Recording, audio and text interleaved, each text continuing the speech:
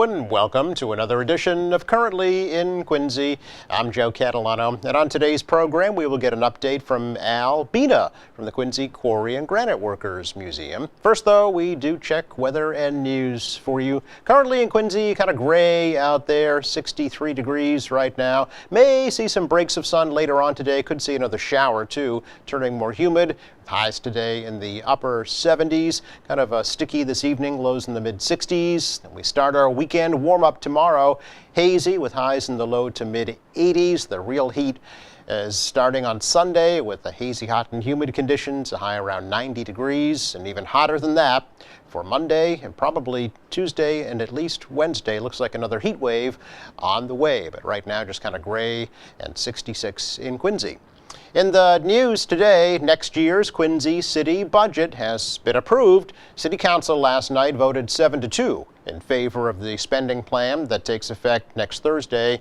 Councilors Brian Palmucci and Ann Mahoney voted against the budget. Palmucci said he voted no because the mayor didn't create a new Department of Equity and Social Justice. Mahoney voted no because she said there was not enough transparency about new positions added in the mayor's office.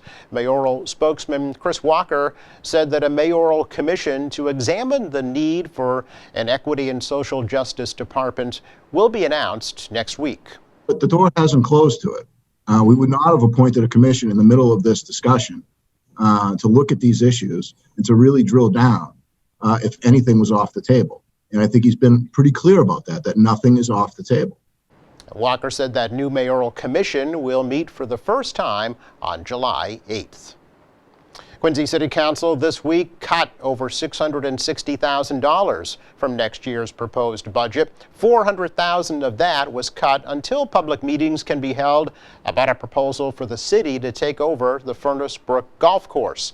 The rest of the money was cut after officials learned that the administration created new positions using money from pandemic relief, bonds, and the Downtown Development Fund. Ward 4 City Councilor Brian Palmucci said eventually those positions get added to the general city budget. What I'm uncomfortable with about debt and the way in which the administration has used debt is when they put salaries in employees on to a bond, right? That because you're essentially, the bond is like a credit card, right? You don't pay your bills with a credit card unless you're in complete financial, straits. You don't pay your bills with a credit card. You buy something big that you can't afford in a lump sum so that you can pay it out over time, right? So it's fine for building a school, building a police station, animal shelter, what have you. But when we have, salaries and payroll coming off of debt, we're paying interest on that. And it's very frustrating to me. And the administration has continued to use the DIF fund as a source of revenue, but it's a source of monies to continue to add people to the payroll, like we see with the asset manager, right? The capital assets manager started off on DIF. So that's with no authorization from the council. It's no vote from the council. That's not even us being notified that they're being put on that. That position is paid out of that, and then it gets switched over to federal money. And then now the first time we see it is after someone's been on the job for 6 months. Now, the budget cut will not eliminate the positions, as the funding will come from other sources. Quincy City Council has approved a proposal by the mayor to borrow $475 million to pay off the city's pension obligations. Councilors this week voted 6-3 in favor of that plan after Ward 5 Councilor Chuck Phelan cast the deciding vote. Phelan had abstained from voting during the Finance Committee meeting about that proposal because he is in the retirement system.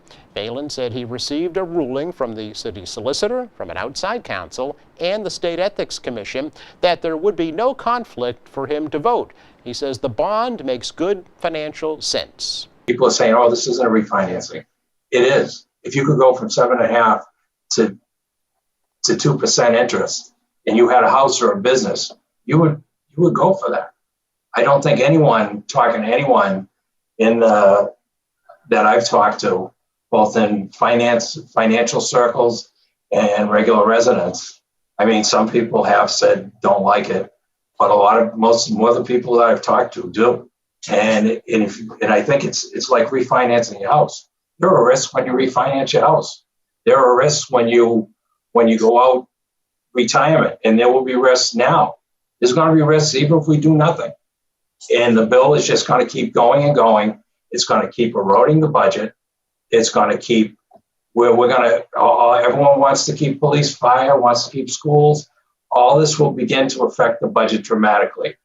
Mayor Thomas Koch says the city stands to save millions of dollars per year by borrowing the money now at historically low interest rates.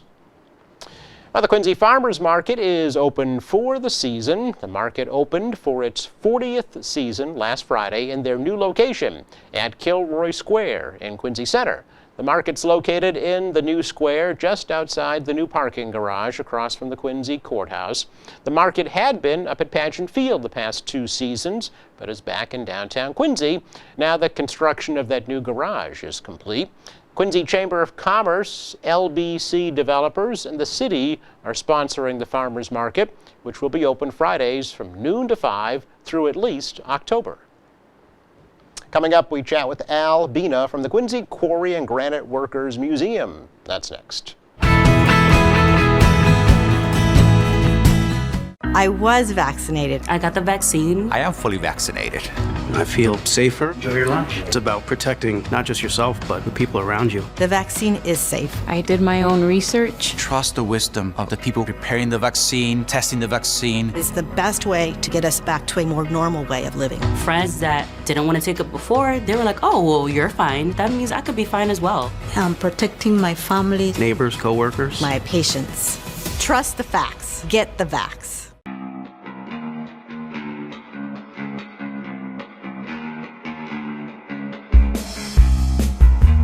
Whoa, how is he so good at interviewing?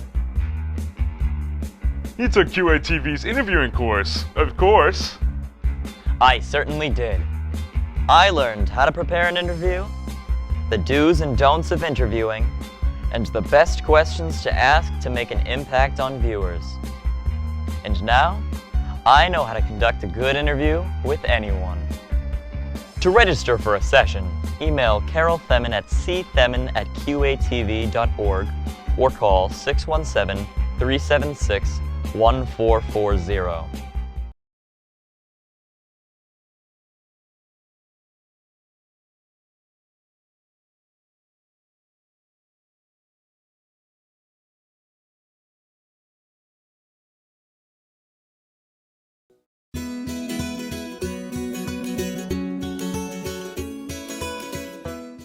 Looking for a safe place for girls to get inspired, seek out new challenges, build important skills, and take the lead? That's the Girl Scouts, where every girl has the space and support to reach their full potential.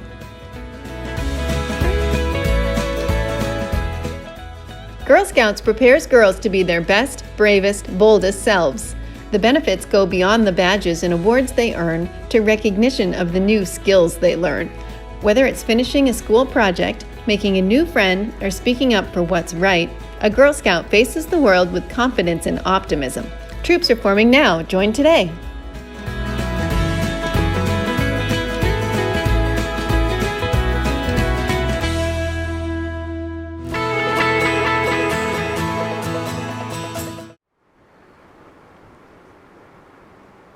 Really to welcome in person in studio today Al Bina from the Quincy Quarry and Granite Workers Museum. Chat a little bit about how the museum is reopening to the public post-pandemic and how you might be able to get involved. Al, nice to see you in person. Well, it's great to be here again, Joe. It's great to be in studio. It really is. You know? Yeah, we're looking forward to doing a lot more of these. Last time you and I chatted, we were just talking. It was virtually. Even you got into the Zoom mode during the downtime. Yeah, with a little help. No matter, you With did a it. little help. How did the museum cope during the pandemic? We did all right. Yeah. We actually opened up in April. Oh. We're planning to open up the first weekend of each month through November. Okay. Except for July, because 4th of July comes on that first weekend, so July will be the second weekend of the month Okay. that will be open. Okay. But hopefully we'll go right through till November. And then we also, like I always say, we do special requests. Anybody that just give us a call on either on our website or on our phone, and we will go up and join you and give you a personal tour, whether it's one person or 10 people now, you know. But we're only really strictly open the first weekend of each month, except for July. Is that how it was in 2019? Was it just the weekends? 2019, it was just weekends also. Oh, it was, you know? okay. So we're kind of following that same vein of opening. Okay, so essentially you're back to normal. Almost back to normal. Yeah. And this year here now we'll be doing more of our presentations again, our stone splitting presentations, our granite finishings presentations, our geology presentations. We got a great geologist on board, Les Tarala. Oh, sure, yeah. Does a great job. And so we'll be doing those up at the turning mill. You know, we got seating up there now. We got benches, and now with the pandemic kind of letting us open up, we don't have to have this 6 feet apart anymore. Yes, you know? right, yeah. So that's great. So hopefully now we're going to get back into the old mode that we've had, and along with quarry walks, which were really popular. Sure. People like to get out in the fresh air and walk. Especially now more than ever. Especially now more than ever, yeah. So, we should let folks know, I guess, take a little step back and give a little history lesson about the Quincy Quarry and Granite Workers Museum. There may be some new people in the city that aren't familiar with who you are or where you are or what you do. So give us a little lesson. Yeah, about 8 years ago we decided, you know, the history of Quincy's granite industry wasn't being saved. So a few of us got together and we said, let's try to start saving this history that we have in here, this great granite history. So as we proceeded, we have a little mini museum now up at the Lions Churning Mill. That's where we're located, up on Quarry Hills Drive. Right. Really just below the clubhouse, Granite Links. Yes. So if you're trying to find us, you just go up Rischuti Drive, go right to the end. You can't go any further. Take a right, and we're right down 100 yards on the left. Yep. Very easy to find, pretty direct. And again, we got our stone splitting area. In other words, I didn't mention that. We're going to get back into our stone splitting. Okay. We actually let people put the feather and wedges in the stone and actually split the granite themselves. It's a tremendous feeling of power when you get to split this humongous block of granite with just you know, little pieces of metal. Right. It's like you're beating Mother Nature when you can actually split the granite. It's true. So that's where we've been. Yeah.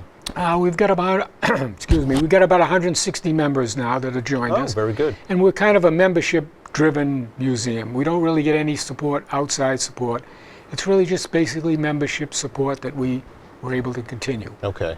And you also have a really neat collection of artifacts from the granite industry, at least the ones that I have seen. And I know there's more in storage somewhere, right? Yes, definitely. You know, in the museum, you know, I tell people when they visit the museum, we've got a lot of stuff in a little area, which it seems like we've got too much stuff to everybody to absorb all at once. Yeah. But I figured our philosophy was get it out there so people can at least see it. You know what I mean? If they want to stop and read about it, great, they can do that. Or they can just observe it and just pass right by. Yep. But we got a lot of information and a lot of artifacts in a little area. Yes. And you have members, professionals to talk to if they have questions. Oh, yes, definitely. Which is the best part, I think. Yeah. A lot of them have roots in the granite industry through their families, right? Right, yeah. We have a great historian, Tom Bonomi. Yes. I know maybe you know Tom. Oh, sure, yeah. He's a great source of information of the granite industry. He is, I call him my historian. You know, he gets a little upset when I call him a historian. You know, he says, "Well, you got." Well, he's very humble. You really gotta. You should have a degree. I says, "Tom, you are a historian as far as the granite industry goes." Yeah. You know, so. Well, I mean, there aren't many left. Right. Yeah. Are there any still functioning quarries in Quincy, or granite industry at all in Quincy? Yeah, there are no functioning granite quarrying industries in Quincy anymore. They're all gone now. Yep. Actually, we've just about got 2 actual working stone sheds in Quincy, which would be the Caniff down on Penn Street. Oh, sure. And then the Monte Granite on Center Street. Right. And they're in the monument business, but in the granite business, but nothing like what the granite industry or business was years ago. You know, you look at their facilities, and it doesn't look like a granite shed like it did years ago. It's more like a sales office. It's almost like a sales Yeah. office and a barn or garage where they do maybe some lettering or maybe some Right. cutting, but Yeah. not much. you And it's know? not Quincy granite, right? And it's not Quincy granite. Yeah. Where does it come from these days? Mostly it comes from India Okay. or China. Okay. You know, it's amazing how they can all that weight they can put it in a container, ship it all away from India or China, and yet it's cheaper than the quarry Then pouring granite it- here. Because there is some in New England. I think Vermont. Oh yes, and yeah, Rhode Island, yeah, maybe. yeah. They do a lot of. They still do quarrying. Vermont, Vermont, New Hampshire. Okay. Swenson does a lot of quarrying, but it's all mainly curbing type I see. or facade type for buildings. It's no more. It's mainly structural granite now. They quarry. Okay. So the art basically is no longer. It's no longer. Interesting. Yeah. Yeah. So it makes it all that more important that there is a museum right here in Quincy, Yeah. to preserve that. It's funny. We're talking on June 18th, the day after Bunker Hill Day, a monument that was made right from 3,000 blocks of Quincy granite. Correct. Yeah. Yeah. I mean, that was really the Bunker Hill Monument was really the start of the granite industry here in Quincy. Solomon Willard chose Quincy granite. He said there was enough granite in the hills here to build his monument, so that's why he chose it. And from then on, it just skyrocketed. Yeah. Are there other examples of Quincy granite in Quincy that folks can see just in their regular day? Well, City Hall. Okay. The old City Hall is all Quincy granite. The First Parish Church is all Quincy granite. I'm trying to think of any major structures in Quincy that are made Granite of Quincy Bank Building, is that? The facade of the Granite Bank Building is again Quincy granite. Okay. Yeah. They're about the only two or three that are really, well, you can think of that are really Quincy granite, Yeah. you know, in Quincy. That folks can get an idea for But what I mean, it in looked like. Boston, you've got many buildings in Boston built Sure. in Quincy granite, and all up and down the East Coast, right across the country, because they ship Quincy granite across the country and up and down the East Coast. Some of your buildings, some of the buildings, like the courthouses, some of the courthouses. The old ones, the like, old like ones in Dedham or yeah. Quincy granite. Okay. Yeah. Interesting. You're still getting artifacts? Do you still need more? Oh, we always welcome artifacts. Okay. We can always store artifacts because once an artifact is gone, it's gone forever. Yeah. So it's better, we receive it and we store it and we have it. We have duplications, but we still save those artifacts even though there are duplications. Yeah, and you can switch out your display Switch right out, yeah, from time to right, time, yeah. so it stays fresh. Yeah. Working with the schools at all, Al, this year? This year, we'd love to work with the schools this Okay. year. We're going to try to get more involved. Again, with this COVID now is hopefully we're on the downside. Yes. Really downside. We're going to try to get more involved with the students. Okay. Try to bring that granite history to the kids that they don't even realize the history was here. And they may have it in their own past and don't even know it. They might have it in their own family. Their great-grandfather or their grandfather might have worked in the granite industry. Sure. Yep. All right. What else is new for the museum this year? Well, new things for the museum. We've got some new artifacts on the outside of the museum. Oh, okay. We have some great artifacts that we've put right on the side of the museum. We've mounted them right on the outside of the museum, and which is a great display. Yep. Again, we have these artifacts, or our philosophy is, well, let's get them out so people can see them. Okay. There's no sense keeping them in a container or keeping them in storage that people can't see them. So we're trying to get as many things out as we can. Okay, and if people are still not very comfortable being indoors, that's another great That's another alternative. It's option, outside, yeah, right? yeah. Okay. Another thing is we're working on the restoration of the original, not the original, but the replica of the original rail car, granite rail car. It's actually in pieces in storage down at the House Neck Fire Station. Oh. And we brought Blackburn Restoration in. There was an outfit out of Bridgewater, and they did an evaluation for us with money from preservation. Okay. They did an evaluation of how they thought we should proceed with restoring this car. So we have that study on hand. Joe, every time you want to go out for money, no matter where it is, they want to study. They want to know. They want somebody with expertise other than the granite industry personnel, to get these additional funding. So they gave us a nice report on how we should proceed with restoration of the rail car. We'd like to get it done for the Quincy 400. Oh, okay. We'd love to have that in the. I know we're going to have a parade. I'm sure Mayor Koch is going to have a parade. Yes, yeah. And we'd love to have that original rail car in the parade. Oh, really? So we're kind of going in that direction. We'd love to have it restored by then. Oh, 4 years you've got, so, okay. We've got a few years, Yeah. but it's tough getting funds to get it restored. Yeah, But of course. hopefully in 4 years we'll be able to generate the funds to get that restored. Any idea how much it might cost?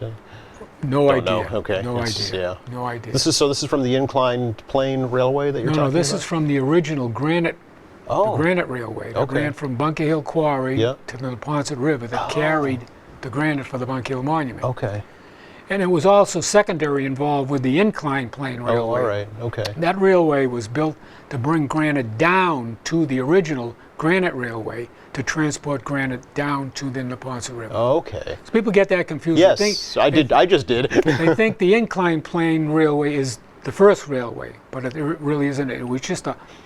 It was just Like a spur, like basically. a spur Yeah. of the original Granite Railway. yeah. Okay. Yeah. Where did you find that rail car? Where did that come from? Well, they had it. Well, it actually belongs to the Historical Society. Oh, okay. Belongs to the Quincy Historical Okay. Society.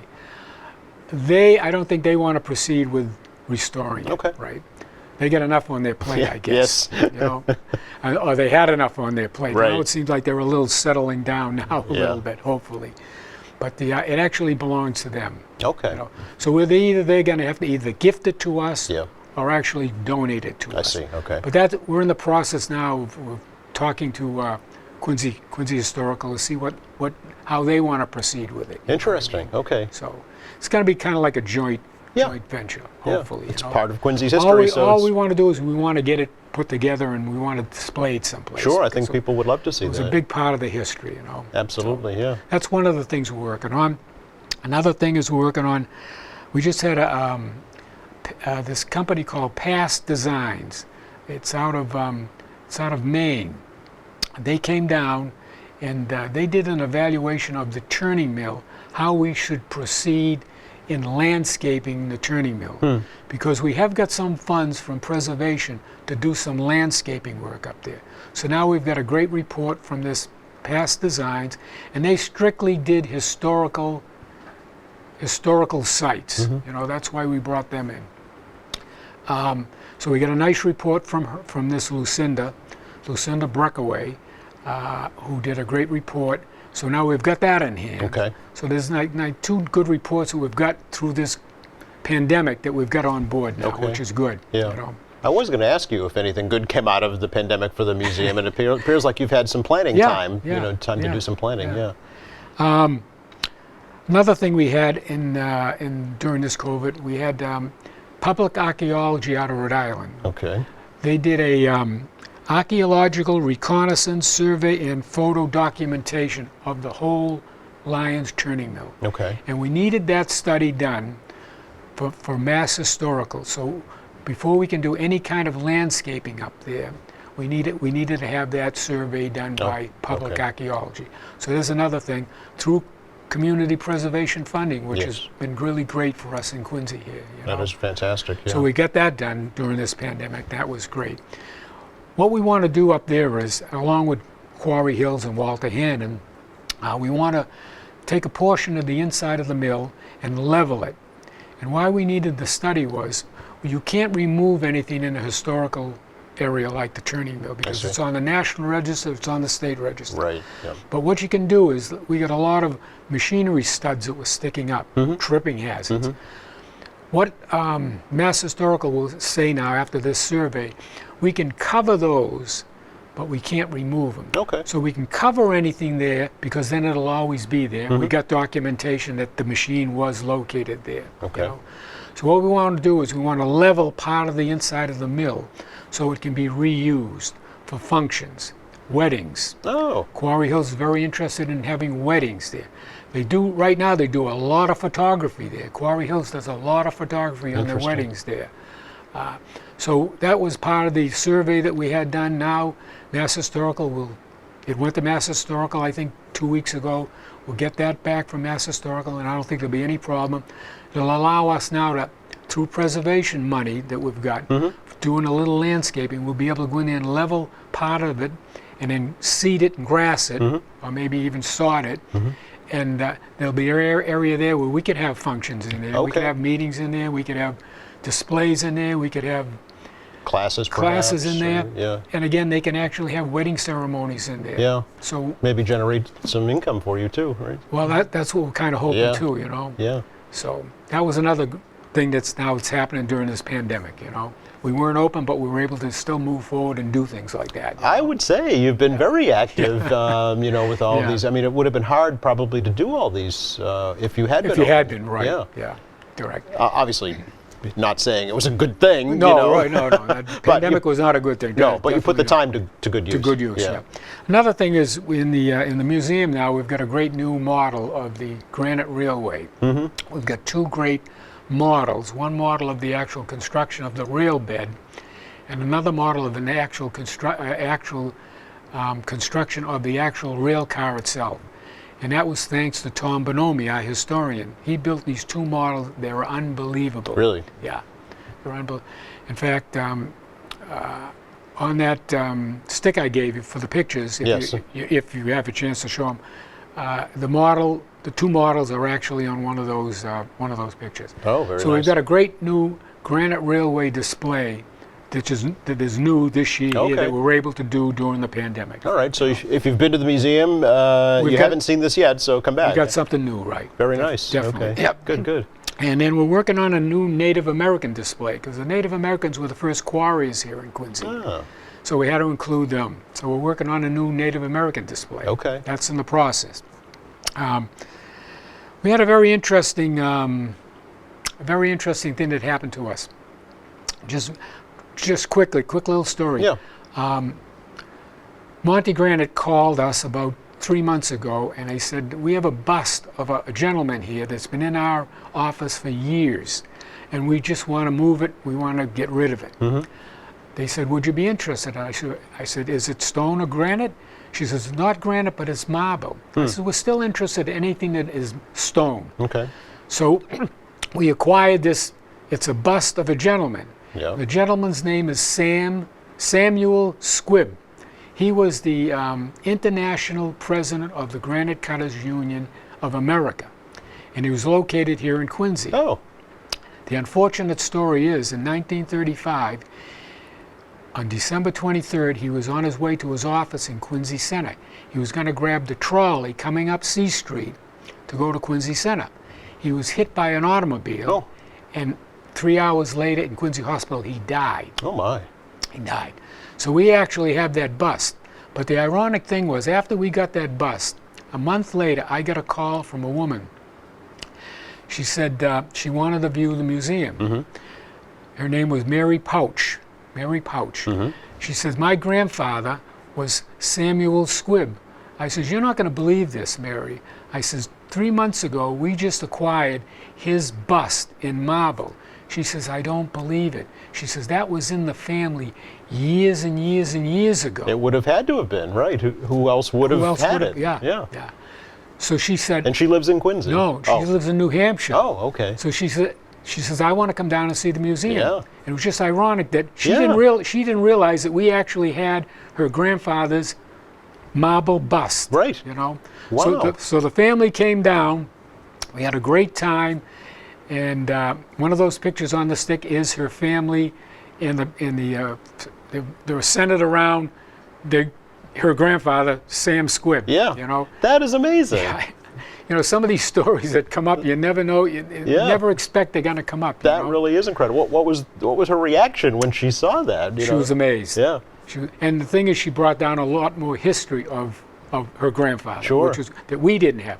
We had a lot of articles through the old Quincy Patriot Ledger. Yeah. But we did. She brought down even more information. Wow. So we put it in our file. Amazing. So that was another pretty good thing that happened during this pandemic. Yeah. You know, which was great. Is he buried in Quincy? Do you know? He is. Yeah, okay. he's in Mount Wallison Cemetery. Okay. Yeah, he was, like I say, president of the International Granite Cutters Union. So that covered the whole country, and the headquarters was in Quincy.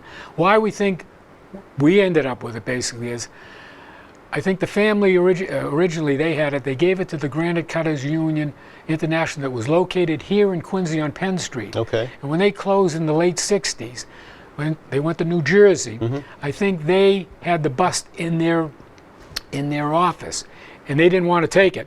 So I think we think they gave it to Monte Granite. Okay.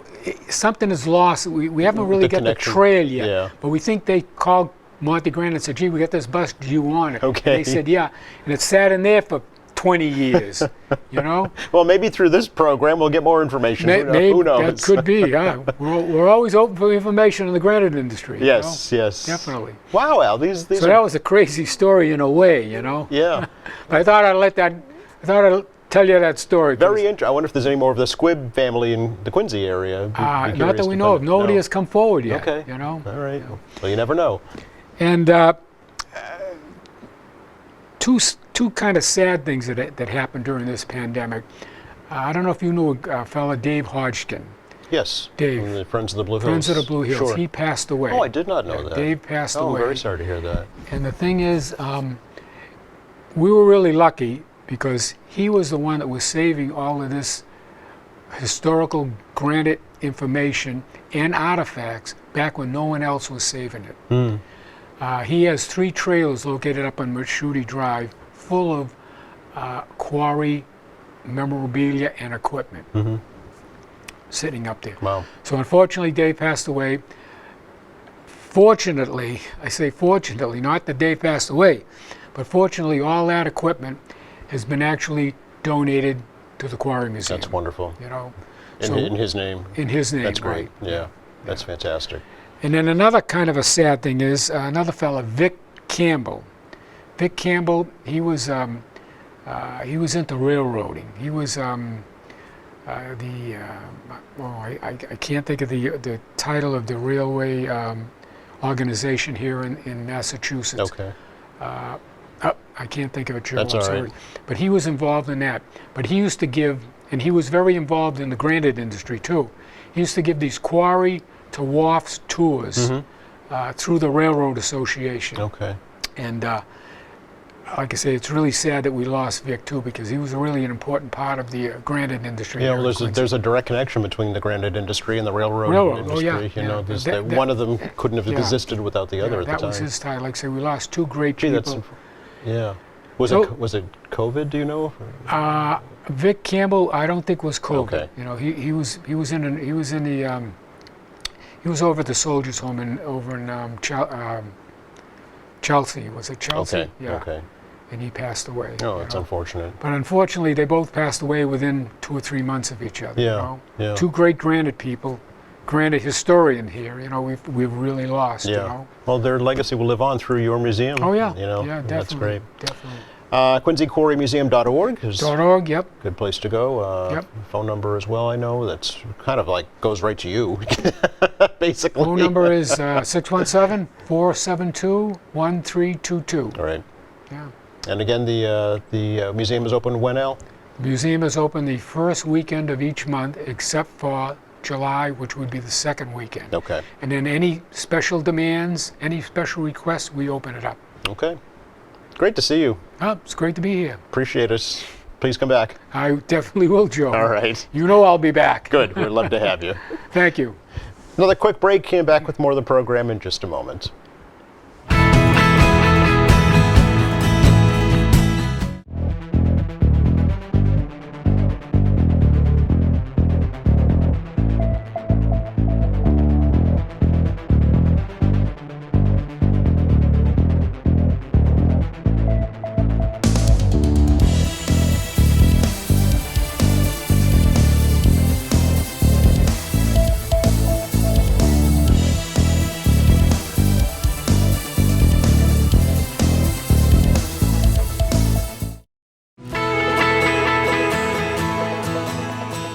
Check the weather for you again for the rest of the day today. Maybe some breaks of sun later this afternoon. Otherwise, mostly cloudy, a little more muggy with a high in the upper 70s. Be sticky tonight with the partly cloudy skies. Lows drop to the mid 60s. Tomorrow, turning warmer and more humid. with daytime highs in the low, maybe mid 80s, nearing 90 on Sunday. And then we get into our heat wave with a low to mid 90s starting on Monday, probably into most of next week. Thanks again to Al Bina for joining us today. Thank you to our crew. Thank you for watching. Monday at 11:30, we will welcome Quincy Mayor Thomas Koch to the program. And a reminder to check out our website anytime. Go to qatv.org for our latest programs, news and information, video on demand, live streaming, and a whole lot more. For all of us here at Quincy Access Television, I'm Joe Catalano. Please stay safe.